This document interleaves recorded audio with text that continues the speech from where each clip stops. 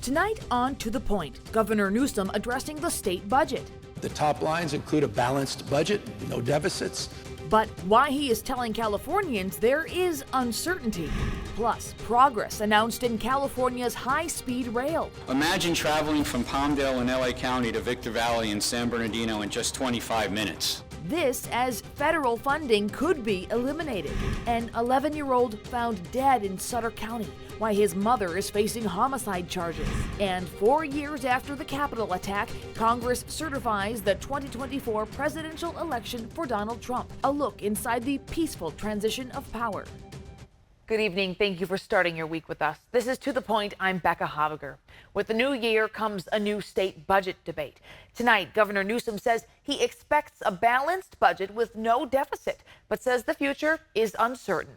Governor Newsom was in Turlock on his jobs tour today. In his announcement, the governor said his revised version of the state budget will include almost $17 billion in reserves. He said right now state revenue is up $16.5 billion. But he did say there's also a level of uncertainty with the incoming Trump administration.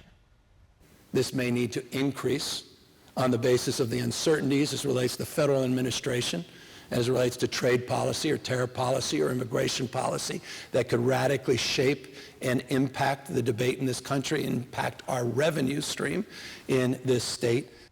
Governor Newsom heads to Washington this week for former President Jimmy Carter's funeral service and says he will release his budget proposal for state lawmakers on Friday.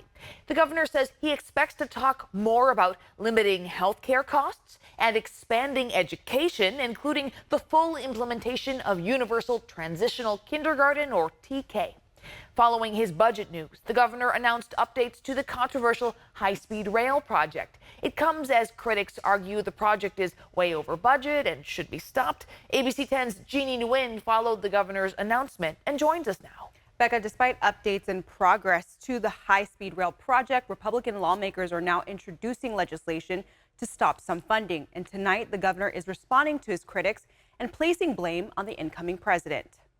It's about damn time we have a high-speed rail system in the great state of California. On Monday, Governor Gavin Newsom, joined by other leaders, announced the latest successes with the ongoing California high-speed rail project, including a railhead project that would build a freight yard to receive more track material. Finally, the point where we're going to start laying down the high-speed rail track after the track itself that will allow us to get the equipment and the track equipment specifically to lay down that track gets moved. Joined by the Rail Authority's CEO, they announced a portion of the project is now complete, and the state has partnered with Brightline West, who built a rail route in Florida and is working on a project connecting Las Vegas to Southern California. Imagine traveling from Palmdale in LA County to Victor Valley in San Bernardino in just 25 minutes. Just hours before Monday's news conference, Republican Congressman Kevin Kiley introduced a bill in Washington that would cut federal funding for the high-speed rail. Kiley says it's unrealistic to continue to spend money on this project. I think it's unconscionable that we continue to throw billions of dollars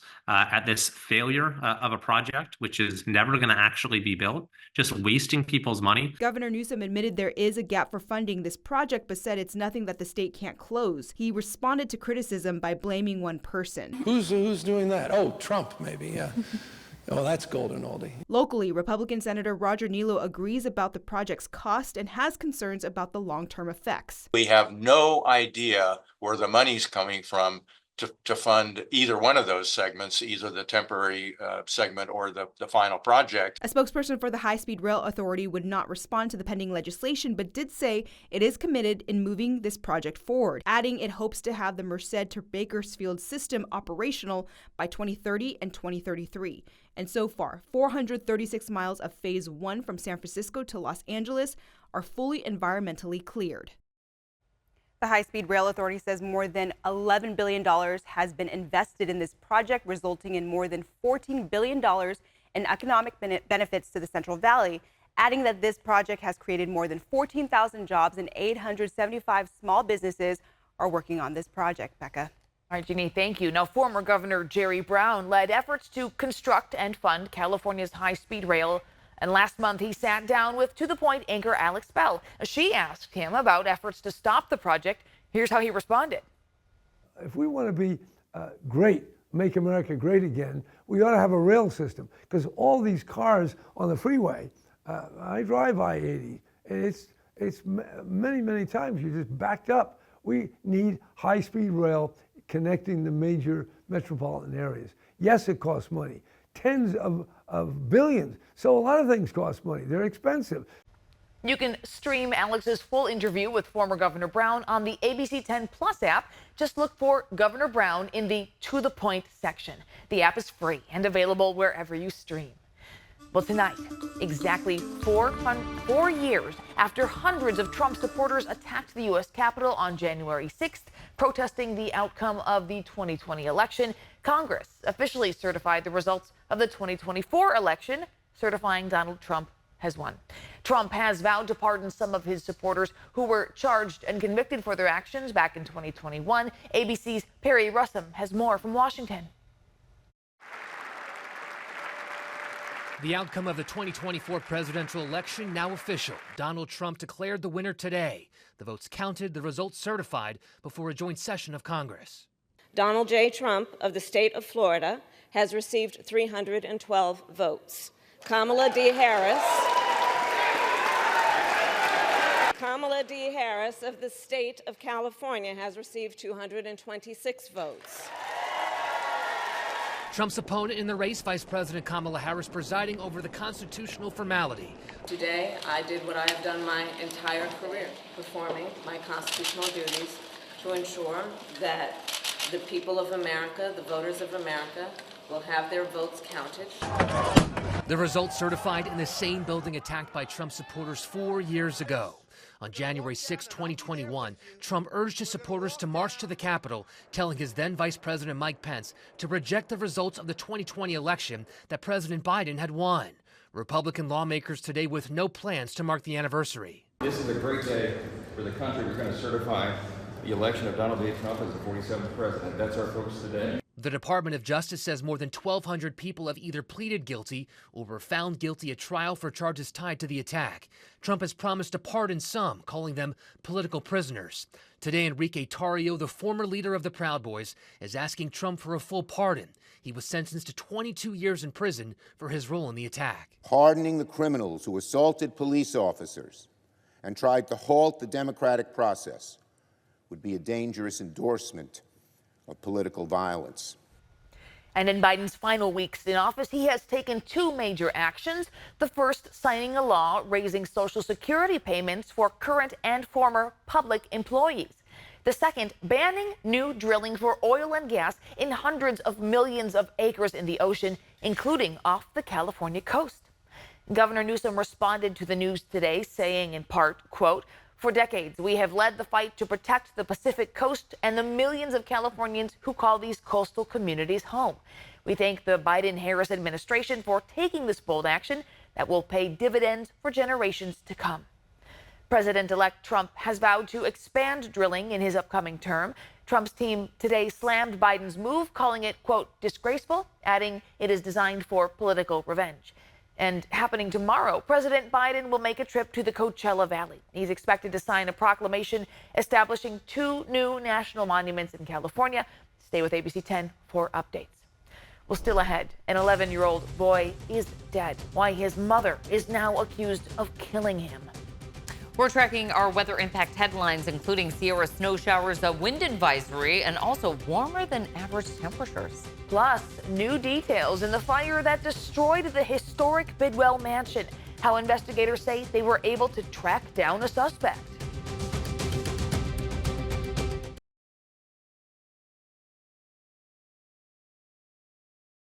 Chief Meteorologist Monica Woods joins us now. Monica, you're tracking some windy conditions coming in overnight. I know. It's been beautiful for today, largely. We had a few pockets of that patchy fog that kind of stuck around, and that actually kept Stockton a little bit cooler at 56 degrees. The rest of us with the sunshine, we warmed into the 50s and lower 60s, 40s for the Sierra, where we're now starting to see areas of some light snow showers and some rain showers through parts of the foothills. This is all part of the bigger picture that we're going to be tracking. Now, the snow showers linger until at least about midnight. Then things start to clear out. Meantime, for the valley, we're going to be dry. But again, it's this weather setup right here. Low pressure system off to our east, building ridge of high pressure in the middle of those.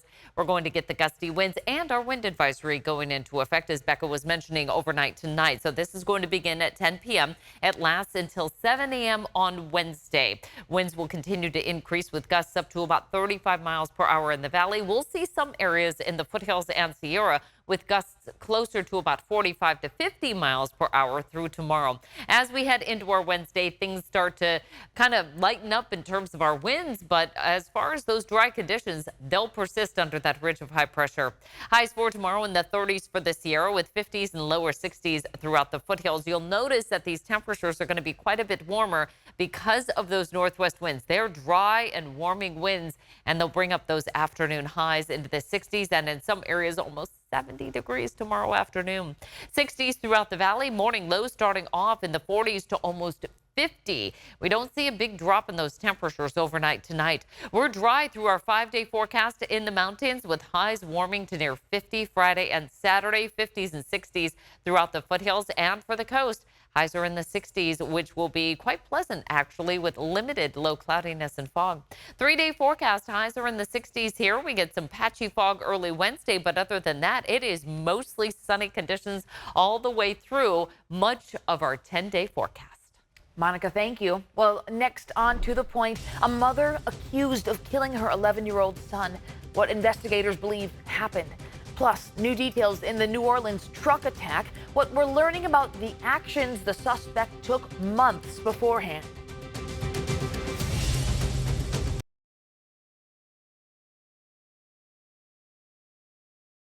Tonight, we're learning new details after an 11-year-old boy was found dead inside a mobile trailer at an RV park in the Sutter County community of Meridian. His mother is now accused of killing him. ABC 10's Roxanne Elias has the latest. The quiet community of Lovey's Landing RV Park in Meridian is left shattered after an 11-year-old boy was found dead inside a mobile trailer Sunday morning. The fire department had located the child deceased inside the trailer, and it appeared as though the child had been deceased for several days. During the investigation, there was evidence to suggest that the child had been smothered. The Sutter County Sheriff's Office says the park's manager made the call Sunday around 10 a.m., reporting a verbal dispute between two residents. When deputies got there, they spoke with the mother of the boy, identified as 44-year-old Megan Dixon. Witnesses described her as having some type of drug-induced or manic episode. They say a resident had approached her to check on her son. On Sunday, a resident shared this with ABC 10. My boys were friends with him. Sweet little boy. Sweetest little boy. Just absolutely loving. Hugging with the boys all the time. The child was homeschooled. We're told that he might have been a high-functioning autistic child. That was based on reports from some of the neighbors in the area. They did say that he would come out and routinely play in the trailer park. One of the issues was they hadn't seen him in several days. Sheriff Brandon Barnes says he lived here with his mother and stepfather, who was out of town and is not a person of interest. 3 dogs were also found dead on the property. Dixon was taken into custody at the scene and booked into the Sutter County Jail. The sheriff's office says she has no real criminal history other than a theft charge from about 20 years ago. Now accused of killing her son, she faces charges related to child endangerment and homicide. The boy's name has yet to be released, but Sheriff Barnes says the tragedy has hit the community hard. It's heart-wrenching. It really is. And if you're not equipped to deal with those stuffs, both emotionally and physically, sometimes it can have a negative impact on you. So we go to great lengths at the Sheriff's Department to make sure that we're taking care of our staff. In Sutter County, Roxanne Elias, ABC 10. Dixon is in custody on $1 million bail. She is expected to make her first court appearance on Wednesday, and depending on the outcome of the investigation, the sheriff's office tells us there could be more charges. Well, tonight, multiple agencies are investigating a deadly high-speed chase involving San Joaquin County Sheriff's deputies. Investigators say the chase started in San Joaquin County when deputies tried pulling over a stolen car near Wilson Way and Harding Way. They say the driver drove off, leading them on a high-speed chase. Investigators say that ended when the suspect's car collided with another car at the intersection of Airport Way and Hazelton Avenue. The crash killed the suspect and 2 people in the other car. I looked out of my window and saw the cars. A car flipped over and the other one nearby. I went outside. The patrol cars were coming in a straight line behind. And the sheriff's office says deputies are trained to weigh public safety risks before pursuing suspects. Stockton Police and the sheriff's office are investigating separately. Neither agency has commented publicly. Well, the man accused of setting Chico's Bidwell mansion on fire was arraigned today. The December 11th fire severely damaged the historic building. 30-year-old Kevin Carlson is charged with intentional felony arson. Today, investigators gave an update saying this suspect was caught by reviewing video of him allegedly walking away from the fire, then using license plate readers to track him to his home. But that's not the only time cameras caught him at the mansion. A review of video shows he was there back in April. This is in April of 2024. That is what appeared to be Mr. Carlson and the car that was registered to him with now a license plate. Of note, in this surveillance that was at the Bidwell Mansion and surveillance around coming to Bidwell Mansion and leaving Bidwell Mansion, it appeared that that vehicle had its license plates removed to avoid detection from the license plate readers. Investigators say the fire alarm was not working at the mansion when the fire started. As for future plans for the mansion, State Parks says the community will be involved, but right now the building remains closed. President Biden and First Lady Jill Biden are attending an interfaith prayer service in New Orleans today to mourn the victims of the New Year's Day truck attack. Investigators, meanwhile, are learning more about what the suspect did in the hours and months before the attack. Here's ABC's Christiane Cordero with the latest. Today, the president and first lady visit a community in grief on the first of a 14-day mourning period in Louisiana, one for each person killed in the New Year's Day attack on Bourbon Street. The victims range from 18 to 63 years old and include mothers, sons, and brothers. Right now, I'm lost for words, really. This is tragic, but we got to deal with all this violence from all around the world. Why here? We have a clearer picture today than we did even 2 days ago. Investigators say this video shows 42-year-old suspect Shamsuddin Jabbar riding a bike around New Orleans' French Quarter in October, recording using Meta smart glasses. They add the Houston native visited New Orleans again in November. And in the hours before the attack, Jabbar is identified in surveillance video planting 2 homemade explosive devices in separate coolers, one on Bourbon Street just before 2 a.m., another half an hour later, a block away. At 3:15 a.m., investigators say Jabbar swerved that rented pickup truck up Bourbon Street into a crowd. But the IEDs never detonated, the ATF says, because Jabbar didn't use the right device to set it off.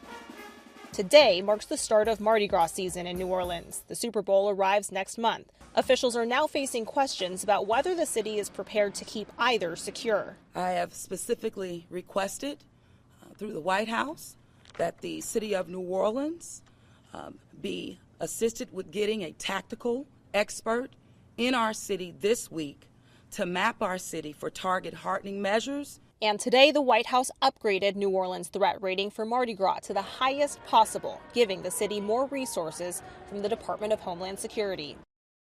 In 2019, the city commissioned a report to review its safety vulnerabilities, and that found the French Quarter's security blockades were not fully functional.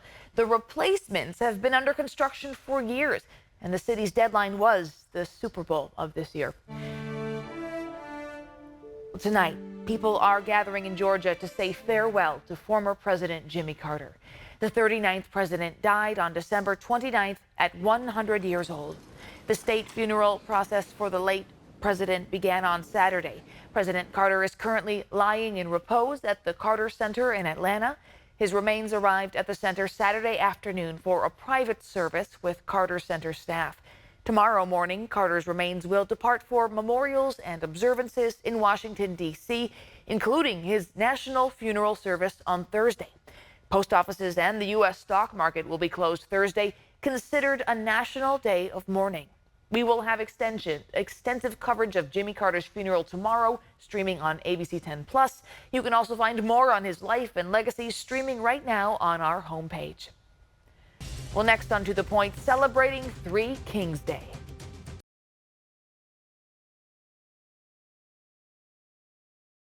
Today is Three Kings Day. It's also known as Epiphany, Theophany, and Dia de Reyes in other countries. The holiday celebrates the birth of Jesus Christ and the visit of three kings. Now, bakeries across the region were busy days before today preparing the traditional sweets. People often eat king cake or rosca de Reyes, which translates to wreath of the kings. While the two are similar desserts, they differ in ingredients and density, and a tiny baby doll can often be found in a king cake. Well, thank you so much for watching and inviting us into your home. If you have something you think we should be looking into, send the team an email at tothepoint@abc10.com and check us out at ABC 10 Plus on wherever you stream.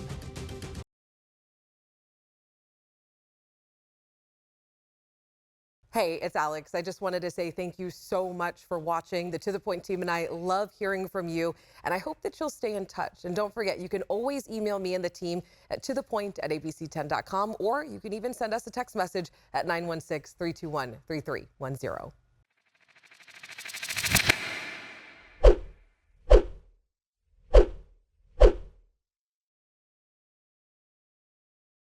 Thanks for watching ABC 10 Plus. And now that you're here, why don't we take a look around and see what else is here? The very first tile on your left is always going to be streaming 24/7. You can find us adjacent to that, breaking news if it's there. And then right next to that, a replay of the most recent newscast. Whether it's ABC 10 Morning News at 5, 6, or beyond, it's going to be there. The forecast beyond that, and then right beyond that, the news that matters the most. Now that you know the basic tiles, let's go up to the top and take a deeper dive into news. We have every single newscast that you would need, including To The Point with Alex Bell, taking a deeper dive into the issues.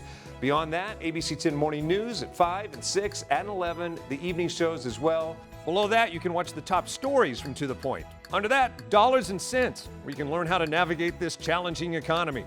And below that, you can watch our award-winning ABC 10 Special Investigations, where we hold the powerful accountable.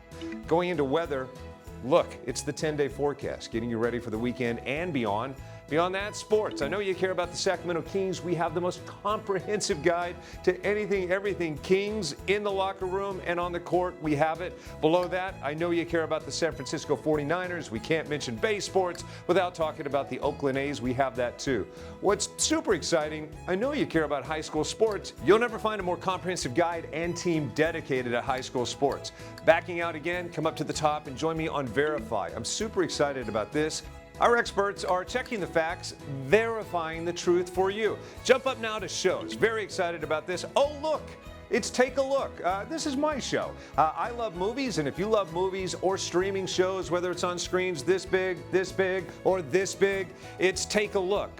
Recently went behind the scenes, sat down with Lady Gaga and Joaquin Phoenix to talk about Joker 2. I love the movie, and oh, I just heard you shout you hate the movie. Jump in, we talk about it on this show. Other shows, Bartell's Backroads, go up and down the state of California, tank of gas getaways, one fuel cell getaway, like places like the Toy Museum. This is what kids did before they had screens. Over here, the Moaning Caverns of Calaveras County, one of the most coveted caves in all of California. You know, watching this show, I discovered there's a cave that could fit the entire Statue of Liberty in your own backyard. You'll find about that and more with Bartell's Backroads. Down below that, To The Point. It is one of my favorite newscasts because they talk about news with Alex Bell the way you talk about news. It's conversational, but in-depth at the same time. Below that, Your California Life. Love this show. Whether it's entertainment, food, beverage, lifestyle, it's there. Desiree Shepherd hosts and does an amazing job. So there you have it. It's ABC 10 Plus, the app. What do you need? We heard you and we got it.